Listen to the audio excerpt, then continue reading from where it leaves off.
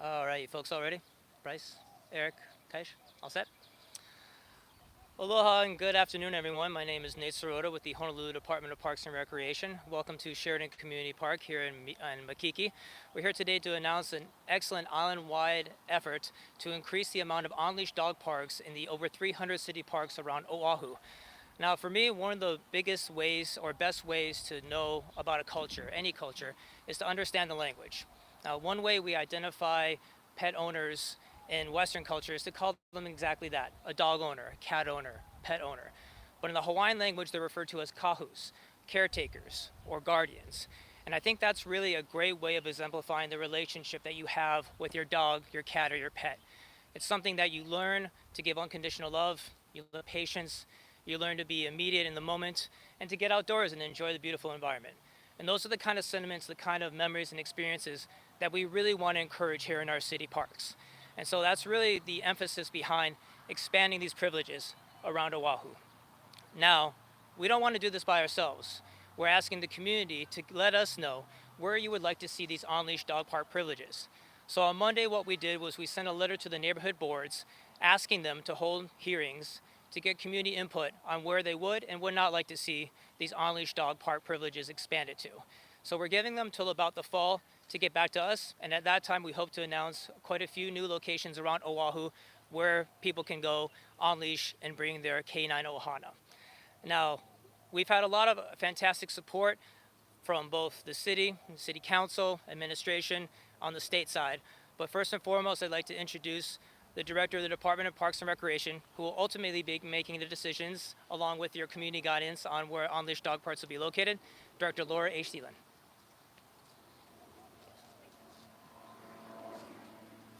Good morning. Thank you for coming today.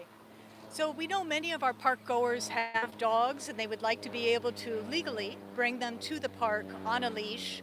We've been trying to make more off-leash dog parks available by building those around the island, but we know people often want to be able to go to the beach or do other things with their dog with them at a regular park. And we also have a lot of informal, what they're known as dog parties, where people will go out to parks after hours where not so many people are out there and be able to socialize with their neighbors and allow their dogs to get a little exercise. We have very few parks where it's actually legal to bring your dog in on leash, and so we would like to identify more parks where people legally can have their dogs on leash. But just like in Spider-Man, where there's great power, there's also great responsibility. So we want to hear not just on which parks would be suitable for on-leash dogs, but what are the types of things that we need to have at the parks to make sure that more people are picking up any mess that their dog leaves behind, and that more people will have their dogs on a leash. Many times I would be out with my dog on a leash and somebody else would have their dog off leash running around. And I'd ask them to put their dogs on a leash and their response always was, "My dog's not a problem." But it's not always about your dog. Sometimes other dogs are not friendly with dogs, and if an unleashed dog comes up to another dog, like mine, one of ours, they would attack them.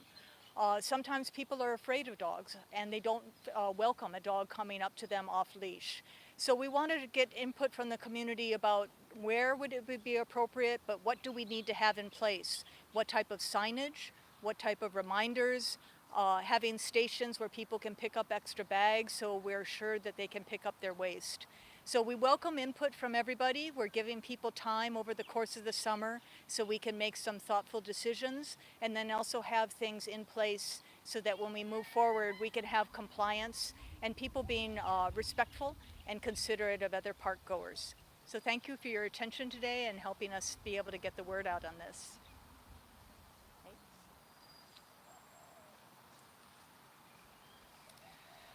Thanks, Director. And as I mentioned before, we've had a lot of support from the state on this effort. And while we've been focusing this effort, this particular expansion on city parks, there have been previous calls for, getting these privileges in more locations.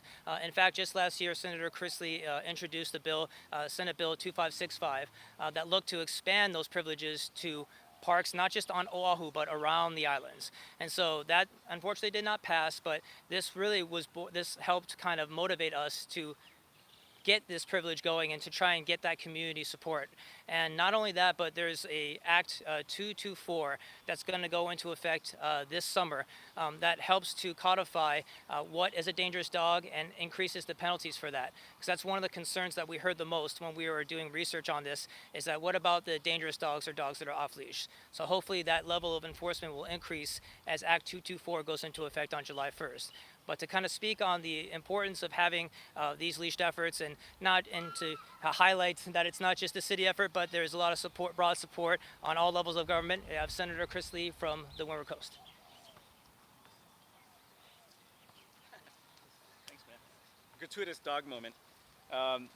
No, thanks very much. And this is such a fantastic opportunity, I think, for the community to weigh in. As had been mentioned, we've heard from numerous citizens and families all around the island, but really folks who want their animals, who are members of their family, to have an opportunity to go out. And nobody likes to go out and leave their family members at home.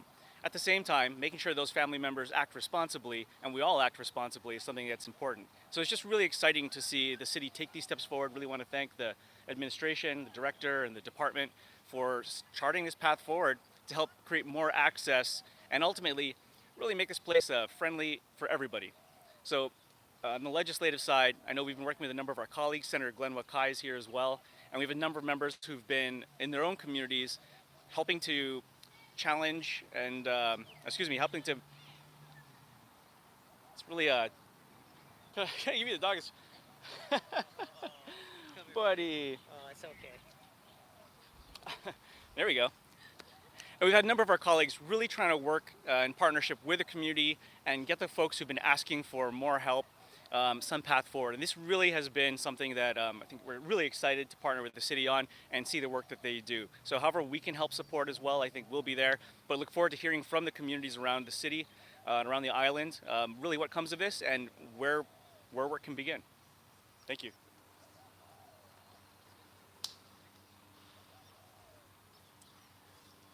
And finally, when you think of dogs, when you think of pets, the Hawaiian Humane Society is synonymous with not only caring for pets, but also getting pets their proper homes, teaching people how to properly raise them, and then also the best etiquette when you're talking about interacting with other dogs and in public places. And they've been a fantastic support as we've been building up this effort as well. So with the Hawaiian Humane Society, I'd like to welcome up Brandy. Y'all get it? Of course. Sorry guys, I can't carry Coast here like Senator Lee did. My name is Brandy Shimabukuro with the Hawaii.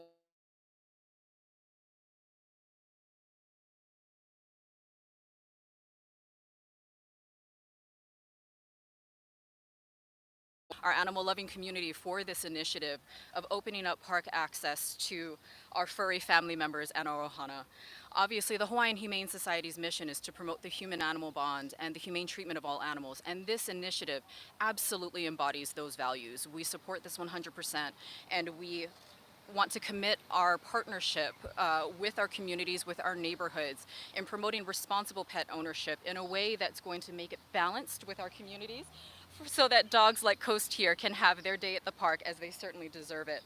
The reality is that the human-animal bond, there are a lot of benefits to it, both from a societal standpoint, from a physical standpoint, both for our physical and mental well-being for our kupuna and keiki, but it also teaches compassion and empathy, and that's really what we're working towards here, and we see that as this opportunity to be able to open that access for our parks, for our furry family members and our ohana. And we want to express our gratitude to the city and county for this initiative. We look forward to having this come to fruition, isn't that right? Mahalo.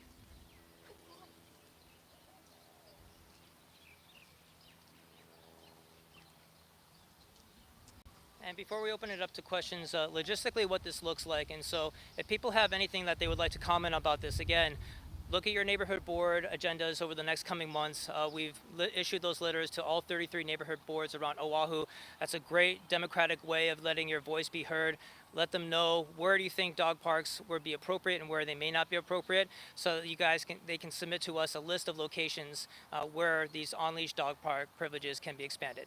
And with that, I'd like to open it up to media here with any questions.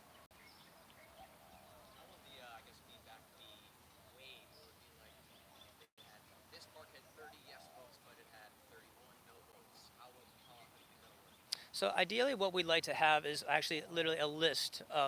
When we provided, each of the neighborhood boards had actually a customized letter that has the parks that are in their jurisdiction and also which parks already have on and off leash privileges. So ideally, they would let us know which park locations they would like to see on-leash privileges, and if there's one where they do not want to see it, they would list that as well too. And so it's not just the public input that we're seeking here as well too. We've actually been having discussions internally as well, because while community knows their parks as well, our staff are there every day, are on the work days, and are maintaining these park facilities, so they see what can be possible in these different locations as well. So kind of a combination of public input, internal staff input, and then we'll kind of look, and it may be a tailored approach or a step-by-step approach. It may not just be all at one time.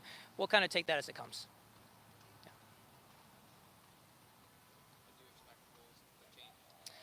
Looking this fall. So in the letter, we requested them to give us feedback by this September.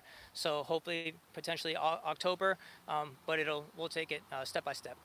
And one other important thing to note, there are some park properties that we purposely left off the list for consideration. Those are Honolulu Botanical Gardens and specifically Ala Moana Regional Park we are not considering at this time. If you've been to Ala Moana Regional Park, there's quite a bit of restriction when it comes to dog walking over there, and we want to give that park special consideration. So while this effort looks at all the other 300 some odd parks, we want to give special consideration to Ala Moana, the People's Park, and the 5 Honolulu Botanical Gardens.